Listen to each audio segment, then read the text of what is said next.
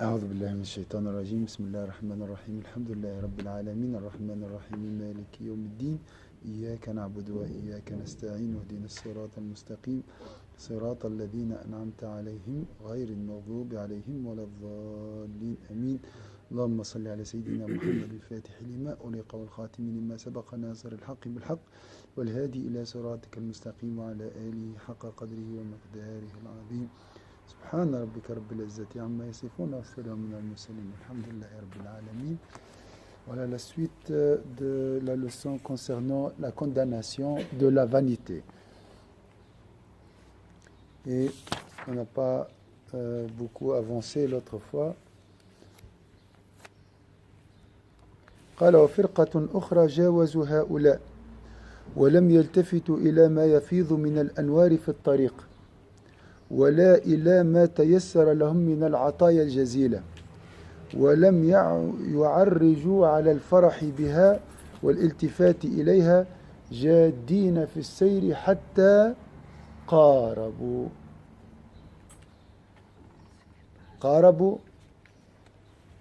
76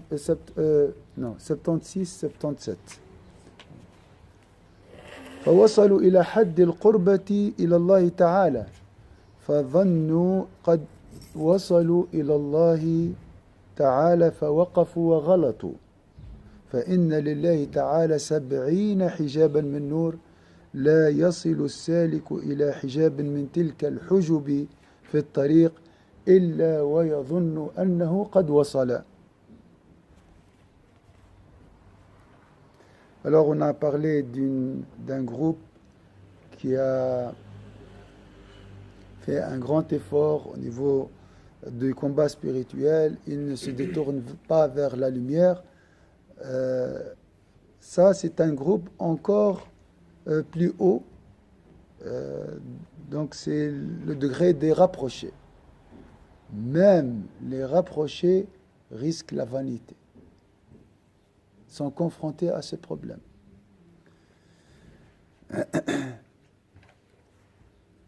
Les adeptes d'un autre groupe ont dépassé les précédents et ne se sont pas attardés sur les lumières. On a parlé de ça.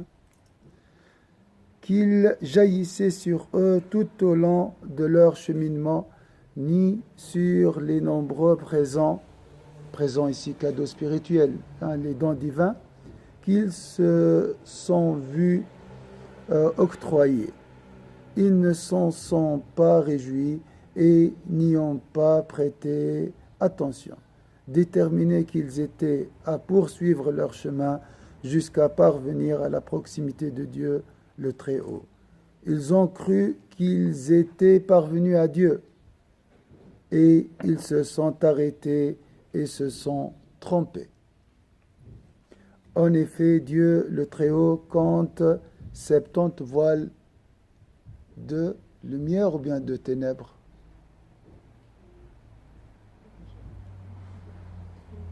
Hein? De lumière. Des lumières. Là, on est dans... Il y a les voiles avant le repentir, il y a des voiles après le repentir. Donc, il y a toujours du travail. Le cheminement ne parvient à l'un de ces voiles qu'en étant convaincu qu'il est arrivé au terme de son chemin. Est-ce que c'est clair ici? Est-ce que vous avez une remarque à dire? Juste le mot, quand on parle de vanité, c'est par rapport à l'égoïsme, par rapport à la non-citation. Oui, la vanité, c'est une prétention. Je pense que je suis arrivé. Et ça, c'est la limite. Et je suis, voilà, bien sûr, si je suis arrivé, je suis après le meilleur. Après ça, c'est les maladies. Mais c'est cette pensée que voilà, tout est là, alhamdoulilah. Je suis au summum de la religion. Je pratique, j'ai la foi, j'assiste aux cours. C'est de la vanité, c'est ça. Et on a dit ici, la vanité, elle touche même les rapprochés. Les 70 voiles, pas les nombres 70. Oui, bien sûr. C'est l'infini. C'est l'infini. Il n'y a pas de 70. Même dans le Coran, ça veut dire l'infini. Parce que la grandeur d'Allah ici n'a pas de limite. Et ça touche plus les pieux, les rapprochés que les... Oui, oui, là c'est presque... C'est plus eux qui sont touchés que nous. Oui. Enfin, que nous. Les... Les rapprochés. Non, non, non, ça touche tout le monde. Et là, le Ghazali, il a dit... Là, Là, il veut te dire, attention à la vanité, elle peut toucher même les rapprochés. Mais elle touche les mystiques, elle touche les généreux, elle touche les priants, elle touche les savants, elle touche tout le monde, cette vanité. On va parler de ça. Hein. C'est juste pour vous dire que, à travers ce passage, que on a choisi ce passage tout d'abord pour comprendre qu'il y a beaucoup de travail. Hein. Il y a beaucoup de travail et il ne faut pas se contenter de notre niveau. وإليه الإشارة بقول إبراهيم عليه السلام إذ قال الله تعالى إخبارا عنه فلما جن عليه الليل رأى كوكبا قال هذا ربي وليس المعني به هذه الأجسام المضيئة فإنه كان يراها في الصغر ويعلم أنها ليست آلهة وهي كثيرة وليست واحدا والجهال يعلمون أن الكوكب ليس بإله فمثل إبراهيم عليه السلام لا يغره الكوكب الذي لا يغر السوادية يعني الجهال والأميين ولكن المراد به أنه نور من الأنوار التي هي من حجب الله تعالى وهي على طريق السالكين. Alors, Abraham, que le salut soit sur lui, et fait allusion lorsque Dieu le Très-Haut dit en parlant de lui, quand la nuit l'enveloppe. Il observa une étoile et dit, voilà mon Seigneur. Il ne s'agit pas ici des corps célestes qui éclairaient car il les voyait petits. Il les voyait alors qu'il était petit. Hein? Si j'ai bien compris, je vais voir juste.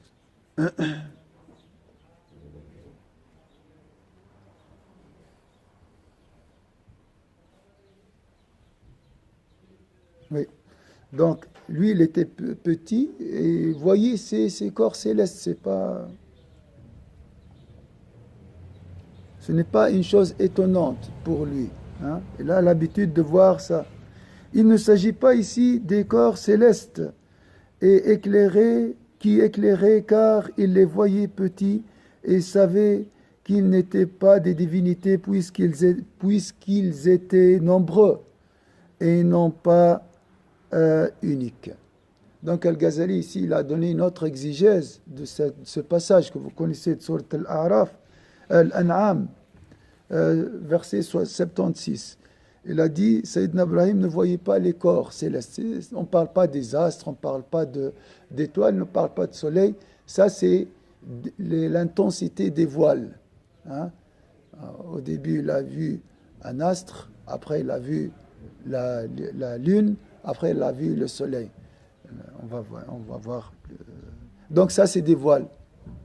La lumière, qui aime bien, hein, ton niveau, ta station spirituelle, peut tourner contre toi.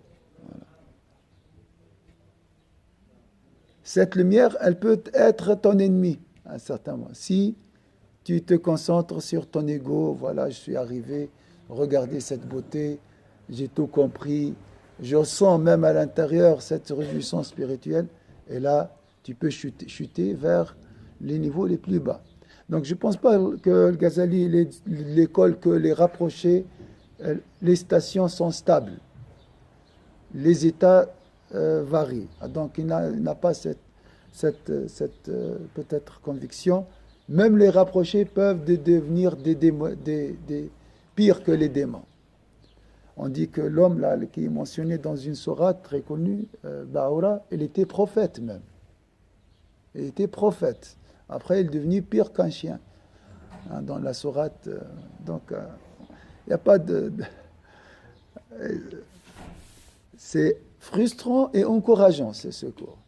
Donc, pourquoi? Parce qu'il efface cette vanité et nous pousse à aller plus loin. Parce que c'est malheureux et c'est pénible de dire, voilà, j'ai rien à faire dans cette religion. Voilà, tout est là, le voile je le porte, je prie, qu'est-ce que la Umrah j'ai fait ou le Hajj j'ai fait, zakat, alhamdoulilah, un bon comportement avec les gens, voilà. Hein, c'est pénible hein, de vivre comme ça. Donc le Ghazali ici t'a dit, non, le voyage n'a pas de fin. Et les merveilles d'Allah dans le cheminement spirituel n'ont pas de fin, on a vu ça. Alors là, c'est des voiles spirituels, c'est des voiles de lumière. On ne parle pas des corps célestes comme on a imaginé avant. Les ignorants savent que les astres ne sont pas une divinité. Les ignorants savent que les astres ne sont pas une divinité. Des gens comme Abraham, que le salut soit sur lui, ne peuvent être dupés par des astres qui ne peuvent percer la noirceur de la nuit. C'est logique. Le but recherché réside dans le fait que c'est une lumière parmi les lumières qui constituent les voiles de Dieu exalté et qui se dressent sur la voie des cheminants. Est-ce que c'est clair ici? Donc l'image, il y a une provenance, une source de lumière, et il y a des voiles blancs, comme ça, imaginez.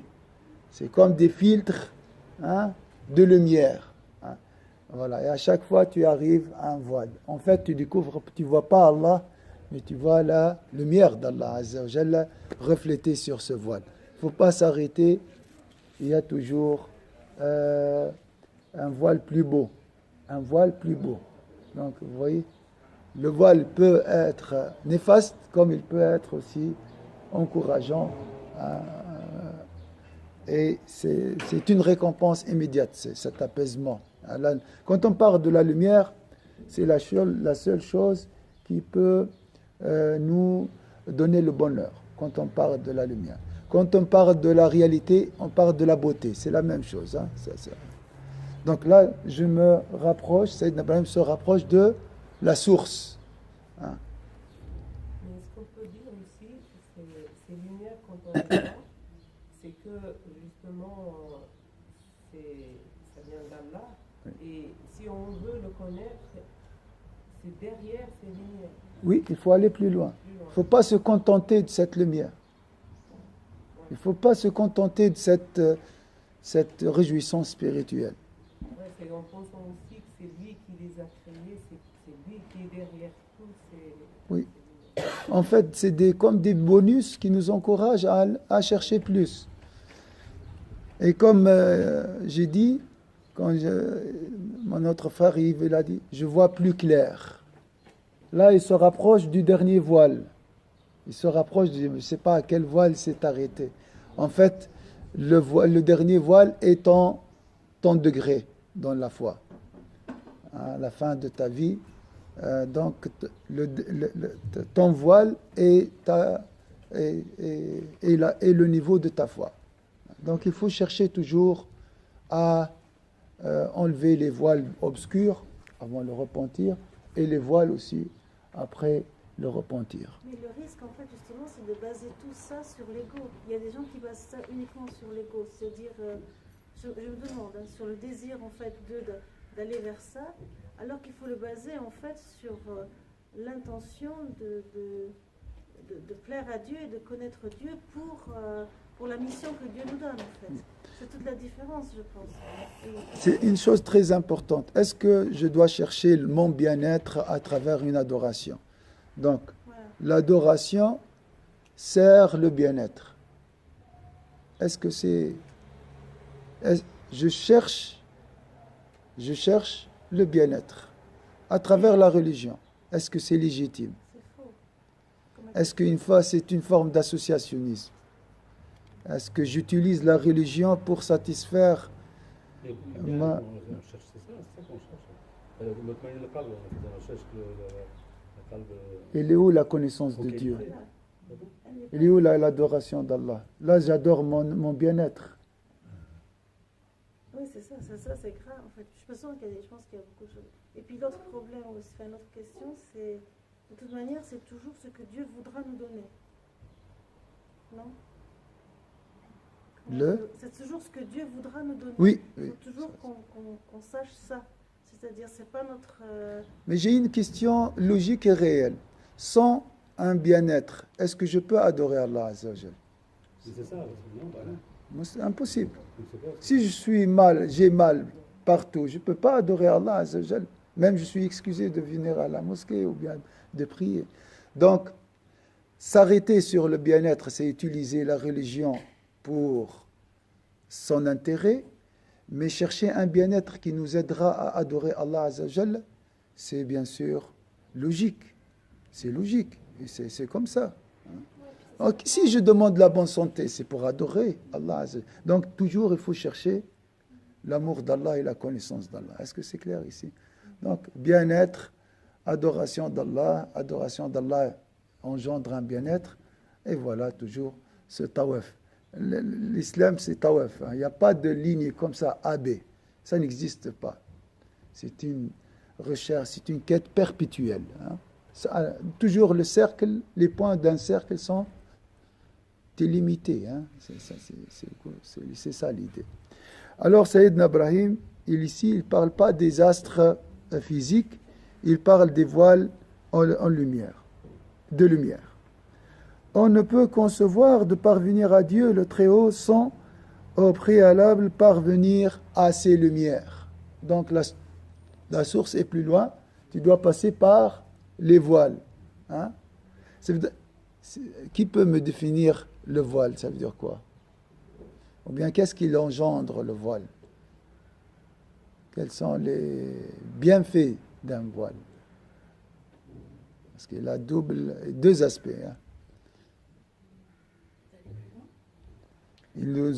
Pourquoi il nous encourage à aller plus loin? Parce qu'il est suivi dans notre voile encore. Oui, mais qui me donne la motivation d'aller plus loin? C'est Dieu, parce qu'on veut chercher. Et qu'est-ce qu'il me donne Dieu dans ce voile? Donc moi je vois la lumière, attention. Le voile, c'est lui qui le lève, c'est pas nous. En fait, cette lumière, elle descend où? Quand on passe, c'est l'image, le voile, c'est pas à l'extérieur en fait, c'est les dents. Dans le cœur. Et qu'est-ce qu'elle donne comme sentiment, cette lumière? La paix intérieure. Donc je me contente de cette paix. Et j'arrête le cheminement spirituel. C'est ça le danger. D'un côté, c'est bénéfique, de l'autre côté, c'est néfaste. On ne peut concevoir. Donc à chaque fois, tu vas découvrir un apaisement une paix plus belle que la précédente, et ainsi de suite. Donc il ne faut pas se contenter de cet apaisement, de ce bonheur. C'est le bonheur aussi. La paix, quand on parle de la paix, on parle du bonheur. On ne peut concevoir de parvenir à Dieu, le Très-Haut, sans préalable parvenir à ses lumières. Tu dois passer par cette paix, ce bien-être, pour arriver pour se rapprocher de Dieu. Chacune plus lumineuse les unes que les autres. La lumière s'intensifie en se rapprochant de la source. La lumière, en fait, c'est une connaissance toujours plus approfondie Barakallahu fi. qui nous permet finalement de mieux agir pour et par Allah. C'est juste? Oui, c'est une connaissance, mais attention, qui engendre un plaisir incroyable. C'est les merveilles. Il appelait ça les merveilles. C'est merveilleux. C'est une connaissance, oui, mais il n'est pas théorique, ressenti. C'est un plaisir. C'est un plaisir qu'on ne peut pas décrire. Mais si on se laisse, par exemple, c'est une question que je me posais dernièrement, par exemple, quand on lit le Coran, on peut avoir un très grand plaisir, on peut ressentir. Oui. Bon, bref, beaucoup de choses. Mais en fait, je me dis, est-ce que cette lecture-là, elle est suffisante ou valable? Parce que finalement, tu ne lis pas le Coran pour avoir du plaisir. Tu dois lire le Coran pour l'enseignement que ça t'apprend, enfin, que ça te donne, enfin, qu'Allah t'accorde, pour pouvoir mieux agir en étant témoin justement de ce que Dieu, du témoin de Dieu, en fait, parmi les hommes. Ma sœur, tu ne peux pas être témoin de Dieu parmi les hommes si tu n'as pas le bien-être. C'est pour ça Allah te charge, te donne cette énergie spirituelle pour être une valeur ajoutée dans la société et être un plus. Ça, c'est logique. Il faut être réel. Si j'ai un problème, je ne peux pas sortir à l'extérieur, je ne peux rien faire. Comment si on n'a pas ce plaisir de lire le Coran, on ne va pas continuer à lire. Donc, ça c'est... Mais maintenant, je dis, lecture du Coran avec un esprit attentif, hein, je médite comme il faut, ou bien une lecture un peu moins attentive et avec plaisir. Vous préférez quoi? Lecture attentive. Non, le deuxième, l'islam, et Allah nous a révélé le Coran pour trouver notre bien-être, pour être apaisé. Donc ça sert à quoi d'être frustré, d'avoir un esprit craintif ou stressé dans ma lecture du Coran parce que je veux vraiment comprendre tout et méditer tout et être excellent partout dans le dhikr. Ça, c'est un plan démoniaque pour nous éloigner de l'adoration d'Allah. Il faut être à l'aise dans sa religion. Hein? Être moins attentif et trouver du plaisir que être attentif et être sur les nerfs comme ça. Oh, j'ai peur d'être déconcentré, donc ne pas sincère, hypocrite. Non, non. Il ne faut pas être frustré dans la religion. Donc, voilà, il nous faut ce plaisir pour aller plus loin. On ne va pas vraiment chercher des calmants dans la religion. Comme il a dit Max, la religion, c'est l'opium du peuple. Oui, il a raison. Lorsqu'on utilise la religion pour notre bien-être. Non, monsieur, c'est toi qui dois être au service de tes principes. Il ne faut pas utiliser les principes et les valeurs pour servir ton petit intérêt. Parce que par rapport à ce que vous avez dit avant, pour moi, il y a une contradiction. Parce que je ne comprends pas très bien. Parce que pour moi, toutes ces adorations qu'on fait, tous ces voiles qu'on enlève, c'est on cherche notre apaisement. Enfin, qu'on soit apaisé. Parce que nous, dans ce monde-là et dans l'autre-là. Surtout dans ce monde-là, qu'on soit apaisé et qu'on puisse avancer mieux. C'est-à-dire avant, si on cherche notre apaisement, c'est une forme de chair. Mais la religion, c'est pas la contrainte. Là, il n'a pas besoin qu'on adore, parce qu'elle a besoin qu'on adore. Le but, c'est pas. Le but d'adorer Allah, c'est de trouver l'apaisement, justement. Comme tu as dit avant, si on lit le Coran, c'est mieux d'avoir le Coran, moins de concentration, mais avec beaucoup de plaisir. On cherche quand même le plaisir. Donc, alors, c'est pas bien. On mange pas pour le plaisir. On mange pour survivre. Le plaisir, il est accidentel. Est-ce que c'est clair? Quand je mange pas pour le plaisir. Hein? C'est pas interdit d'avoir le plaisir de Manger manger. pour le plaisir. Non, mais Voilà, que pour. Adorer Allah uniquement pour le bien-être, ça c'est néfaste. Alors, pourquoi on a adoré Allah? Adore Allah parce qu'il mérite d'être adoré. Mais il a besoin qu'on adore. Non, il n'a pas besoin. Non, c'est ça. La question, Il n'y a pas d'intérêt, il n'y a pas de besoin. Dans l'amour, il n'y a pas de besoin. voilà, il nous a dit de l'adorer. Le mot besoin n'existe pas dans la relation avec Allah Azza wa Jal. Si Allah il nous a imposé l'adoration, c'est pour qu'on soit apaisé, qu'on soit bien, puis qu'on bon comportement, tous ces trucs. Le plaisir, il est là, il viendra. Mais la finalité, c'est l'adoration d'Allah Azza wa Jal.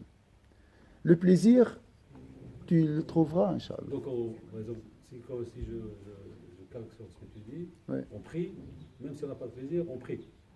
Ou il faut chercher le plaisir. Non, je ne cherche pas le plaisir, je cherche la noble face d'Allah. Je ne cherche pas le plaisir de la prière. Non, on cherche, il faut jamais chercher le plaisir, chercher Allah Azza wa Jal. C'est lui qui donne après le plaisir, le bonheur, tout ça.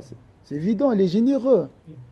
Est-ce qu'il est mieux, vous venez de le dire, et je rejoins un peu monsieur, il y a quelques minutes vous venez de le dire, je rejoins monsieur, mais je ne sais pas m'expliquer. 3 pages par jour, je lis actuellement. 3 pages par jour, et je ne peux pas écrire, mais j'écris quand même un petit peu. Ouais. Et si j'ai Farouk au téléphone, je lui dis, j'ai lu un verset, je n'arrive pas à comprendre. Et c'est Farouk qui me fait comprendre en me disant, relis-le 2-3 fois. Et puisque tu connais bien la langue française, tu vas comprendre. Et Farouk me dit, mais tu sais Guy, suivant comment on lit une feuille du Coran, une page, et il y a certains mots, par rapport à la traduction, j'espère pas vous dire de bêtises, pardonnez-moi, par rapport à la traduction de chez nous, il y a certains mots que c'est normal que tu ne comprennes pas, du fait que ça peut, dans la phrase, dévier. Mais je suis intéressé avec vous, sinon je ne serais pas là. Je ne serais pas là. Et quand je ne peux pas venir, vous savez pourquoi, je vis avec vous. Ça, je vous l'ai dit 1000 fois. Mais quand je lis le Coran, avant-hier, j'ai lu 3 pages. Mais il a fallu que je passe du temps pour comprendre ces 3 pages. Il faut éviter. Ce n'est pas bien. Comme vous dites, ce n'est pas bien. Le plaisir n'est pas Si tu te un concentres objectif. trop dans ce qui est la lecture, Ouais. je m'éloigne de la... Attends, c'est toi c'est à toi de juger. Si vraiment tu risques l'ennui, il faut essayer de. Quand tu as compris, c'est intéressant. C'est intéressant. Alors à toi de voir. Il faut pas. Mais je mets dedans. Il faut pas se torturer. Hein. Il faut pas s'infliger pour comprendre. Il faut marier la compréhension et aussi avoir du plaisir dans la lecture. Quand je dis ça, il ne faut pas tomber dans le laxisme aussi. Ah, j'ai pas de plaisir, donc je lis pas. Non, il faut s'efforcer. Et à toi de peser. Mais j'ai dit, je préfère une lecture moins attentive avec plaisir qu'une lecture attentive frustrée, et la personne est frustrée ou bien stressée ou bien dégoûtée. Voilà. Donc, Dégoûté, voilà, c'est entre deux. Donc, si je compare les deux situations, je ne dis pas qu'il faut lire inconsciemment le Coran, avec insouciance. On ne peut concevoir de parvenir à Dieu de très haut sans au préalable parvenir à ses lumières. Donc, tu vas passer par ces étapes. Tu ne peux pas aller vers la source directement. Tu vas passer par ses plaisirs. Il faut faire attention. Il ne faut pas s'arrêter sur ses lumières. On ne peut concevoir de parvenir à Dieu le Très-Haut sans au préalable parvenir à ses lumières, chacune plus lumineuse les unes que les autres. La plus faible des lumières étant l'astre. Sayyidina Ibrahim a vu l'astre. Hein? Et vous voyez, on parle ici des gens qui ont un niveau très haut, proche du niveau de Sayyidina Ibrahim. Hein?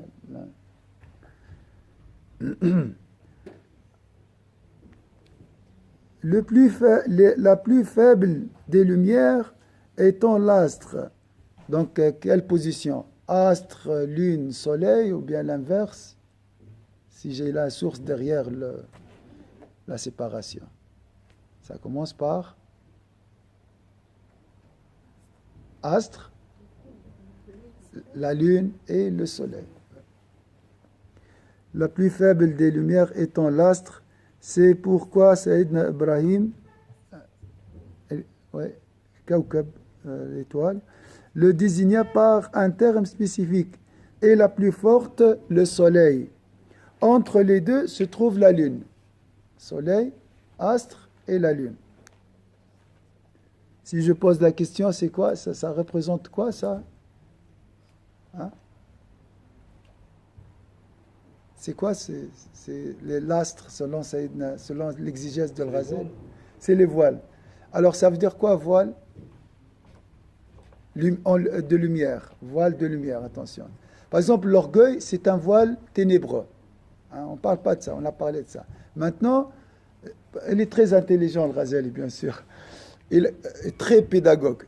Et on a fini les voiles ténébreux. Maintenant, on va commencer par les voiles lumineux. On va parler de l'ghurur, après les persévérants, on trouve des persévérants vaniteux, et ainsi de suite. Hein, voilà.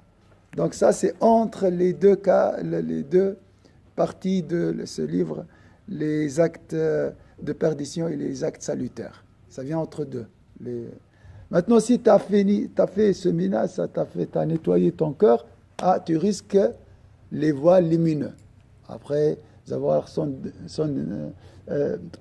supprimé les voiles ténébreux. Donc il y a toujours du travail. Il n'y a pas vraiment quelqu'un qui a atteint le summum de cette religion. Jamais. Il faut toujours travailler. Alors c'est des voiles. Les voiles, ils sont constitués de quoi? Cette lumière, c'est la lumière de quoi?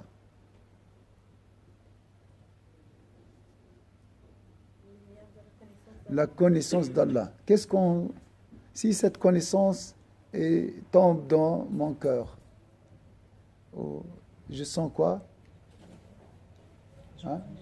L'apaisement. En fait, le Ghazali, quand il parle de la lumière, de la connaissance, il ne parle pas de la connaissance théorique, il parle de la certitude.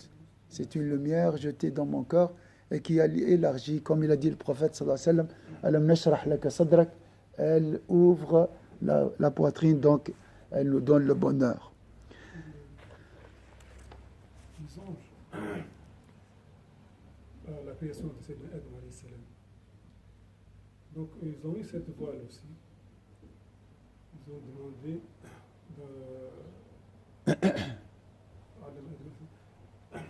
qu'ils croyaient comment Dieu arrive à créer un être humain qui a coulé les sangs, tout ça, puis ils ont baissé. Ils ont eu cette voile, comment Dieu peut faire nous demande de prosterner devant cet être humain. Alors Allah lui a répondu, lorsqu'ils ont enlevé le voile, ils ont été modestes. Ça c'est une voile. Ils ont enlevé le voile, et après Allah ils ont avancé vers la connaissance. Tu peux expliquer un peu ça? Le voile des anges ici, peut-être il entre dans la catégorie des voiles des ténèbres. Ils étaient voilés par leur ignorance. Ils n'avaient pas la connaissance, les anges. Donc c'est le voile de l'ignorance. Voilà, ils n'avaient pas assez de connaissances. Ce n'est pas le voile des ténèbres pour les anges. Non, ce n'est pas un voile ténébreux, bien sûr. Ils ne sont jamais dans les ténèbres, mais c'est un voile dans le côté négatif. C'est pas un voile. Ils ne savaient pas. C'était un. Voilà, ils n'avaient pas. Ils n'ont pas la connaissance tout court. Ils n'étaient pas orgueilleux aussi. Oui, c'est pas de l'orgueil. C'était une question. Donc, ce voile est constitué d'une connaissance, d'un plaisir spirituel, d'un apaisement, d'un bonheur, de merveille. C'est ça le voile. Attention à ça. Quand tu arrives à ça, tu dois être vigilant aussi. Il faut aller plus loin. Hein? Donc, Cheikh, il veut le bien pour toi, pour te pousser à aller plus loin. C'est ça son objectif. Hein? Il ne veut pas te dire, ça ne sert à rien, tu arrives à rien, toi, non. Non, continue, tu verras plus clair. Est-ce que c'est clair? C'est ça l'idée de Ghazali. Donc si vous allez trouver après des choses frustrantes, c'est dans ce sens-là, pour te pousser à aller plus loin. Hein? Donc j'essaie de finir au moins, c'est la troisième fois, mais c'est très intéressant de comprendre ça.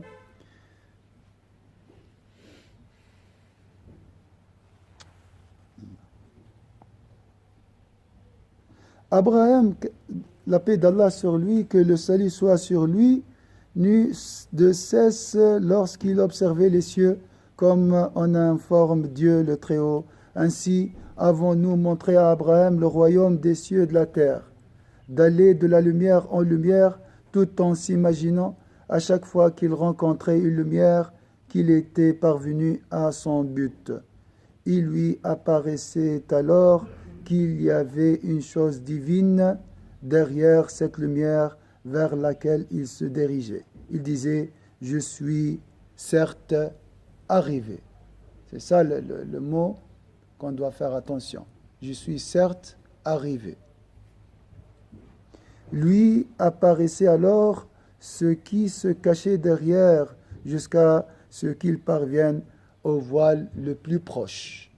Au voile le plus proche, le plus grand voile, comme il a dit en arabe, al-hijab al-akbar, derrière lequel ne peut se trouver que le but ultime. C'est quoi le but ultime? Notre but ultime, c'est quoi? D'arriver à Allah Azza wa Jal. Il dit, celui-ci est plus grand. Donc on parle ici de quel voile? Astre, lune, au soleil. Soleil, parce qu'il dit, celui-ci est plus grand. Mais il constata qu'en dépit de son immensité, cet astre n'est pas dépourvu d'imperfection et qu'il était bien plus infime qu'il ne se l'imaginait. Il dit, je n'aime pas les choses qui disparaissent. Voilà. C'est pour ça qu'il faut faire attention au plaisir. Même au plaisir spirituel, les plaisirs spirituels sont éphémères, sont voués à la disparition. Non? Est-ce que c'est clair ici? Donc, ces plaisirs sont, cette lumière, c'est la connaissance, c'est l'apaisement, c'est les merveilles, mais aussi c'est la disparition. Ils sont éphémères. Il ne faut pas s'attacher à un plaisir.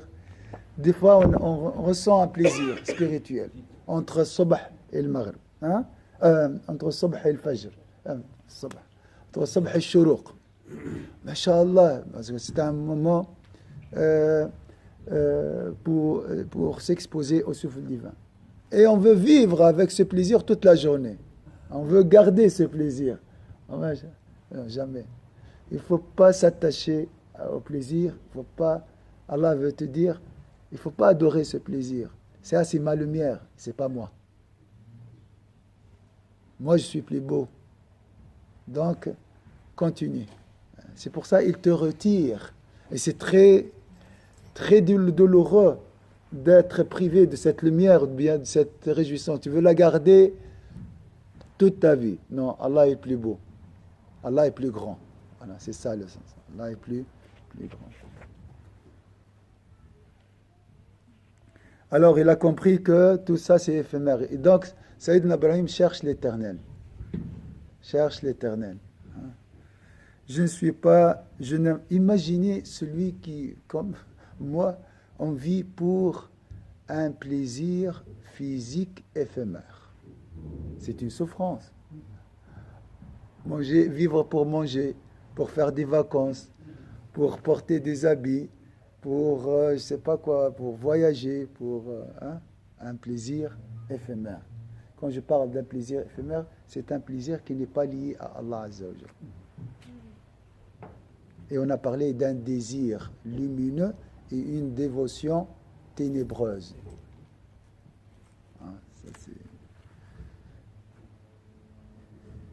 Je n'aime pas les choses qui disparaissent. Jusqu'à ces propos, je trouve mon visage, je tourne. Ça, c'est la phrase, c'est la conclusion. Je tourne mon visage exclusivement vers celui qui a créé à partir du néant les cieux et la terre. Donc, Sayyidina Ibrahim, il a constaté que ces voies sont éphémères. Mais il a continué à chercher l'éternel. Nous, par nature, nous cherchons l'éternel. C'est pour ça qu'on est déçus après chaque découverte, spirituelle ou mondaine. On est déçus. Pourquoi? Parce que Allah nous a créés pour chercher son voisinage. On est façonné de cette manière. Il faut bien comprendre ça. Tu ne trouveras l'apaisement parfait que lorsque tu rencontreras la majesté d'Allah Azza wa Jalla al-Firdaus. C'est pour ça qu'il faut chercher le Firdaus. Donc je tourne mon visage exclusivement, je ne regarde plus ses plaisirs. C'est fini maintenant. Je tourne mon visage exclusivement vers celui qui a créé à partir du néant les cieux et la terre. Celui qui chemine dans cette voie peut être amené à être trompé par le fait de s'arrêter à certains de ses voiles. Attention. Hein? Il peut se retrouver dupé par le premier voile. Le premier voile entre Dieu et l'homme, c'est quoi? C'est sa propre personne. Comment ma propre personne peut se transformer à une voile?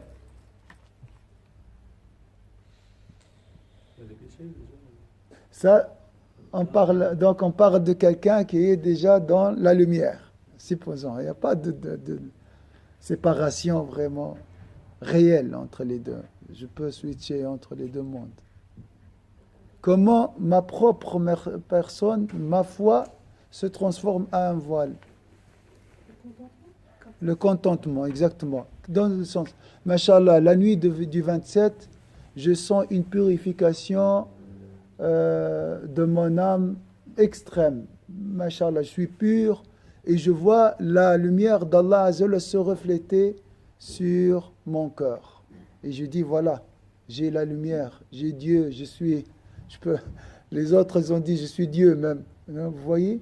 Donc, il faut faire attention à ça.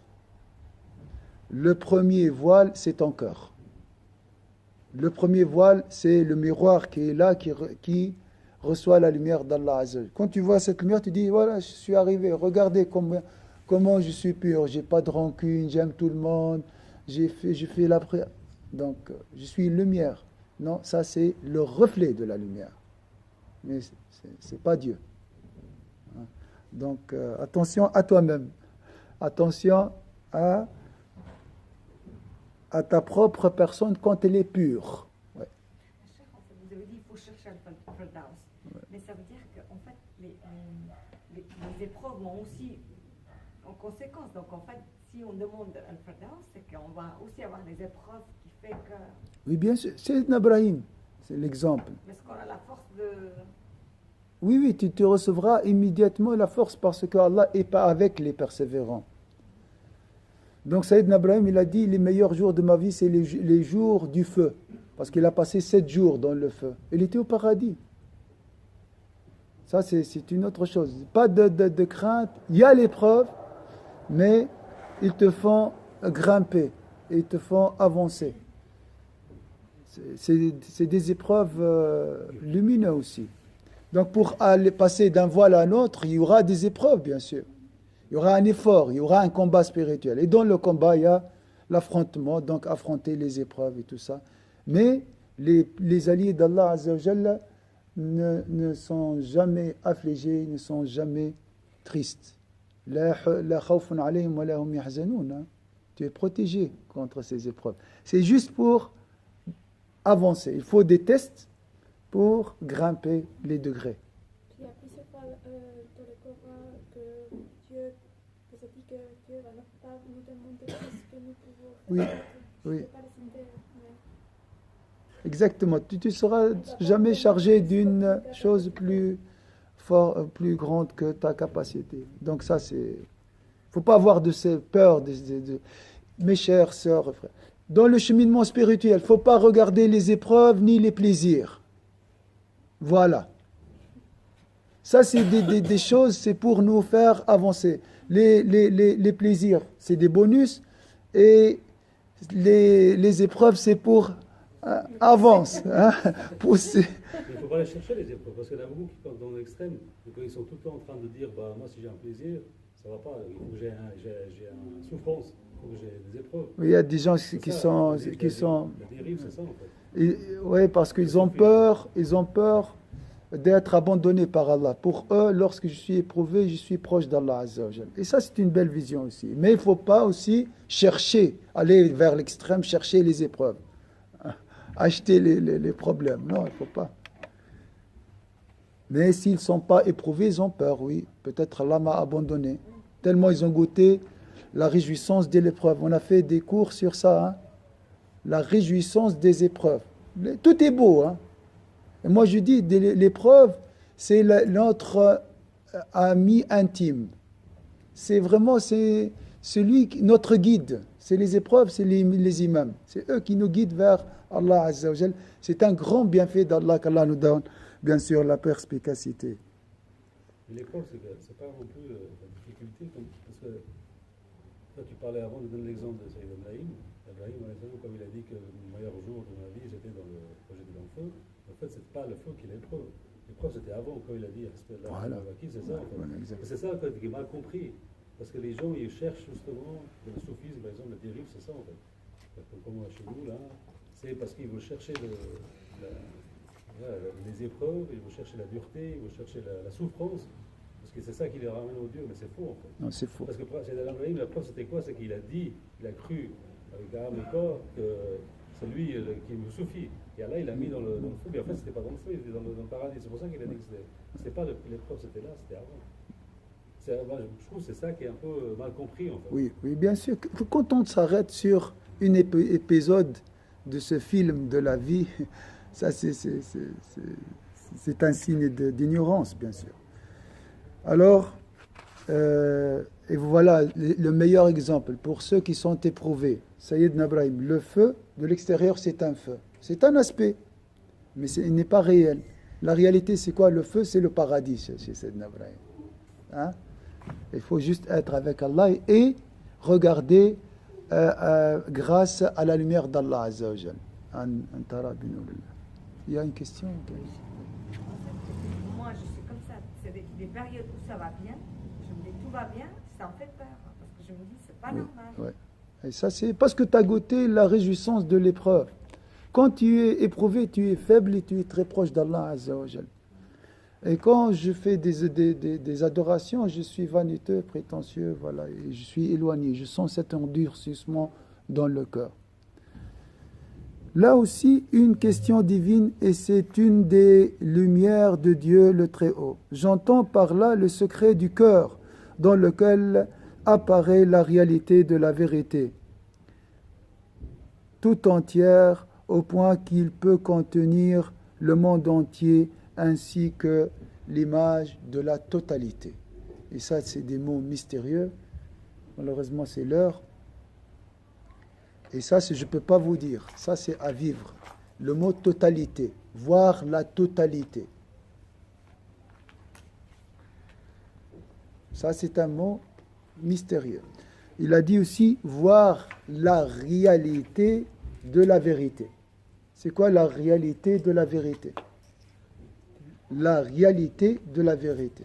C'est simple, on a répété ça plusieurs fois. Le bonheur, on ne sait jamais, c'est dans la réalité qui est illimitée. Hein. C'est quoi la réalité? Comparé à la vérité, voilà. C'est deux réalités, mais une est plus... Certitude. Oui, la certitude, elle appartient à la réalité. Tout ça, c'est à contempler avec le cœur. Parce que c'est dans l'invisible. C'est dans l'invisible. Alors, la vérité comparée à la réalité, c'est comme le mot miel et un pot de miel. Et goûter le miel. C'est toujours ça. Voir et goûter le miel appartient au monde de la réalité. La vérité, c'est théorique, comparé à la réalité. Hein. Vous voyez le mot, quand on met un mot à côté d'un autre. La vérité comparée à la réalité, c'est un aspect théorique. Le mot M-I-E-L, ça c'est miel, c'est théorique. Hein. Allah aussi, il peut être une vérité et comme il peut être une réalité. Et là c'est différent, on est dans l'excellence, dans la contemplation, la réjouissance. La connaissance théorique n'engendre pas une réjouissance. Donc, imagine, tu reçois cette réalité, tu vois le monde ou la totalité, comme il a dit le Razel. Tu dis, tout est là, j'ai tout reçu. Hein? Faites attention. C'est à ce moment-là que sa lumière jaillit de toute son intensité dans la mesure où toute l'existence et y apparaît-elle telle qu'elle est. Donc il y a des mots, je ne peux pas vous dire des mots, mais je ne peux pas vous expliquer la totalité. Voir la réalité telle qu'elle est. Ça aussi, رؤية الأشياء على ما هي عليه كما قال. والتotalité كلمة الكل. أن ينعكس فيه الكل. Voir le monde. Voir les choses telles qu'elles sont. Il y a les choses et telles qu'elles sont. Ça, c'est aussi différent. Hein? Mais la réalité, est-ce qu'on peut avoir est-ce que ça peut être évolutif dans notre cheminement? C'est-à-dire, la réalité, c'est la substance, en fait, qui nous conduit aussi vers le monde de l'invisible. Mais on en a toujours des petits bouts de réalité. Oui, la réalité est illimitée. Alors, il y a un événement, vous êtes là. Ça, c'est un événement. Derrière cet événement, il y a une réalité qu'on appelle la sagesse. Est-ce que c'est clair? Vous n'êtes pas là pour rien. Il y a une sagesse, il y a plusieurs sagesses, Allahu A'lam. Hein? Mais nous sommes incapables de voir cette sagesse sans la lumière du cœur. L'autre événement, l'événement est vu avec l'œil, hein, nu. Comme ça, j'ai pas besoin de... L'autre, la réalité, c'est la science de Khidr alayhi salam. Il a compris pourquoi il a tué l'enfant, pourquoi il a échoué le bateau, et ainsi de suite. Hein. Ça, et là, c'est un océan sans fond et sans rivage, comme c'est marqué dans sourate La Caverne. Alors, j'espère arriver à finir ce passage. Donnez-moi encore.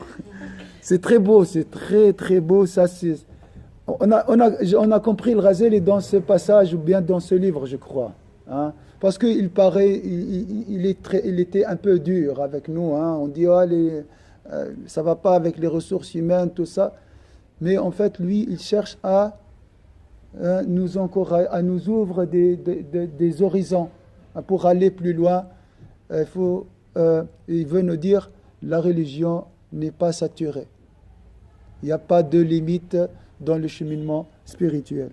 Et ça, c'est très, très beau et très, très merveilleux. Ce corps est au début caché dans une niche qui procède comme un voile protecteur. Donc, ça, c'est un récipient. Le corps est un récipient. Si sa lumière jaillit et qu'apparaisse la beauté du corps après qu'eut jailli la lumière de Dieu sur ce corps, le détenteur de ce corps se tournera peut-être vers ce corps et constatera que sa beauté et constatera de sa beauté ce qui l'émerveillera. Donc j'ai le récipient qui a reçu la lumière d'Allah Azza wa Jalla. J'oublie Allah et je me tourne vers cette lumière projetée dans ce récipient. Et ça, il va résoudre des questions philosophiques très, très difficiles maintenant. C'est pour ça que je vais arriver à la fin. C'est avec cet œil que les Nazaréens ont contemplé le Messie. Et qu'ils ont vu le jaillissement de la lumière de Dieu qui se reflétait en lui. Nous avons Jésus, un miroir pur, un prophète saint, le summum de la sainteté et de la pureté. Vous êtes d'accord avec moi? Donc un miroir, on dit, un miroir bien poli et bien lisse et propre. C'est normal qu'il recevra la lumière d'Allah Azza wa Jal. Nos amis chrétiens, qu'est-ce qu'ils ont dit? Ils ont dit, c'est lui Dieu. Non, ça c'est la lumière d'Allah Azza wa Jal projetée sur le miroir, ou bien sûr dans le cœur de Sayyidina, sur le cœur de Sayyidina Isa. Donc il ne faut pas mélanger le reflet à sa provenance. Il ne faut pas mêler le reflet, la manifestation à la provenance. Est-ce que c'est clair ici? Alors, ils se trompèrent à son sujet tels celui qui observe un astre sur un miroir ou à la surface de l'eau et qui pense que l'astre est dans le miroir. Quand tu vois un astre sur une surface d'eau, il ne faut pas penser que, faut pas se jeter dans l'eau pour prendre l'astre. Hein. C'est ça. Regardez l'argumentation de l'imam al-Ghazali, qu'Allah soit. C'est des questions qui ont tourmenté les mystiques. Hein. La provenance et l'image. Ça, c'est... Lui, il a réussi à séparer les choses avec des exemples très simples. Et si tu crois que l'astre est dans le miroir, voilà. Ou bien l'astre est dans l'eau, aussi, c'est faux. Hein. C'est très très beau, je crois, parmi et ça, c'est... je ne sais pas comment, c'est la vérité. Allah subhanahu wa ta'ala a donné cette beauté à des personnes et a privé quelques-uns de cette lumière. Et c'est comme ça la destination, c'est le décret d'Allah Azza wa Jalla. Et même ceux qui ont reçu cette lumière, ils ont des niveaux. Hein. Il y a des niveaux. Alors, il a dit, il ne faut pas se jeter dans l'eau pour prendre l'astre. L'astre n'est pas dans l'eau. Ah, ça, c'est... Alors, je ne sais pas s'il va dire ça. Ils se trompèrent à ce sujet, tel celui qui observe un astre dans un miroir ou à la surface de l'eau et qui pense que l'astre est dans l'eau ou dans le miroir ou dans l'eau, tendant alors sa main pour l'attraper. Il a ainsi été trompé. Les catégories de vanité dans la voie de cheminement vers Dieu, le Très-Haut, ne peuvent être dénombrées. Pourquoi? Je peux dire que, suivez-moi, il a dit, les catégories de vanité dans la voie de cheminement vers Dieu, le Très-Haut, ne peuvent être dénombrées. Pourquoi? On a dit ça. Ça, c'est l'autre côté, le côté... le résultat. Les catégories de vanité dans la voie du cheminement vers Dieu, le Très-Haut, ne peuvent être dénombrées. Je vous dis une autre sentence. Les merveilles d'Allah Azza wa Jalla dans le cheminement spirituel n'ont pas de limite. Donc il y a deux phrases qu'on peut les associer. Hein.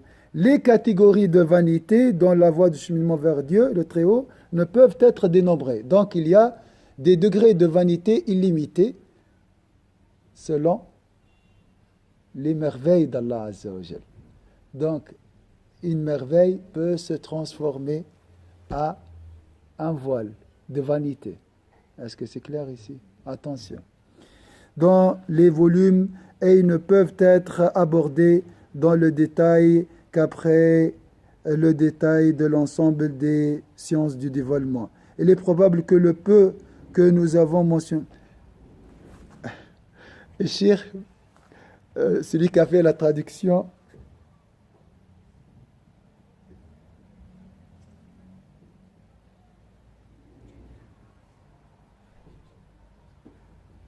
je pense, si je ne me trompe pas, je ne veux pas l'accuser, le traducteur, d'une chose qui n'a pas...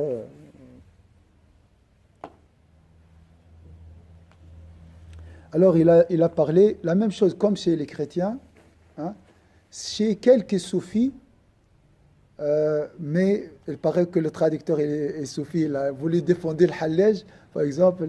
Moi, je n'ai rien contre le Hallaj, mais je dis, le Hallaj, il a dit, je suis al-Haq, je suis la vérité avec grand V.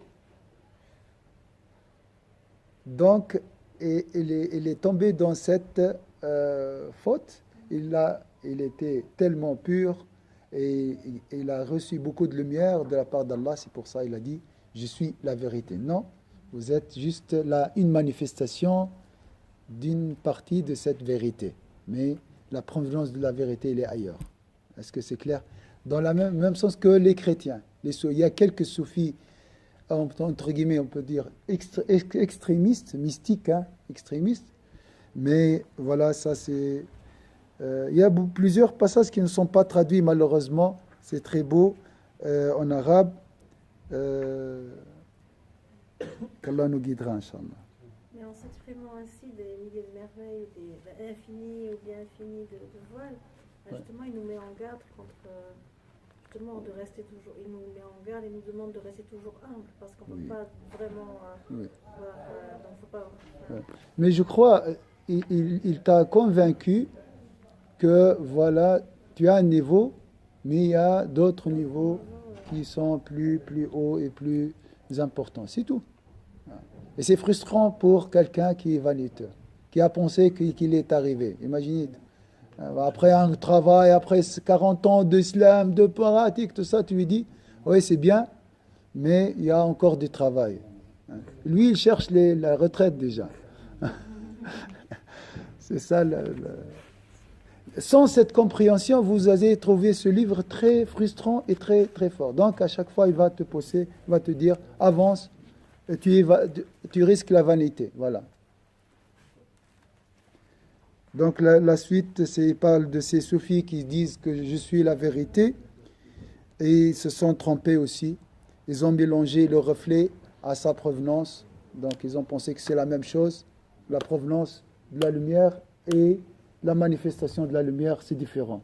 L'image et la personne. L'image dans le miroir et la personne, c'est totalement différent. Oui, tu es très beau, mais c'est Allah la source de cette beauté. C'est pas toi. Voilà, on a fini ce passage. La prochaine, dans 2 semaines peut-être, on va parler d'une chose, pas d'impossible dans le cheminement spirituel. Tu dis, mais c'est trop, cheikh. À chaque fois, tu veux nous élever, mais j'arrive pas. Ah oui, voilà. Je n'arrive pas vraiment à atteindre le degré de rapprocher. Ce mot, il faut le supprimer de ton dictionnaire, l'enlever. Il ne faut jamais dire, je ne peux pas être rapproché. Je peux. Et il va nous, bien sûr, essayer de nous convaincre que c'est l'impossible n'est pas français, n'est pas divin aussi. Avec Allah, il n'y a pas d'impossible. Hein? On s'est étalé.